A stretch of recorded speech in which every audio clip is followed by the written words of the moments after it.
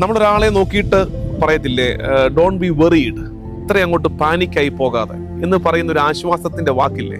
പക്ഷെ അതിനപ്പുറത്ത് നമുക്കൊന്നും പറയാൻ പലപ്പോഴും ഉണ്ടാകാറില്ല. നമുക്ക് സങ്കടപ്പെടാതിരിക്കെ, ഇത്ര ടെൻഷൻ അടിക്കാതെ എന്നൊക്കെ പറയാനുള്ളൂ. പക്ഷെ ഈശോ പറഞ്ഞു കൊടുക്കുന്ന കാര്യം, നിങ്ങളുടെ ഹൃദയം അസ്വസ്ഥമാകേണ്ട, എന്നിൽ വിശ്വസിക്കുവിൻ, ദൈവത്തിലും എന്റെ പിതാവിലും വിശ്വസിക്കുവിൻ.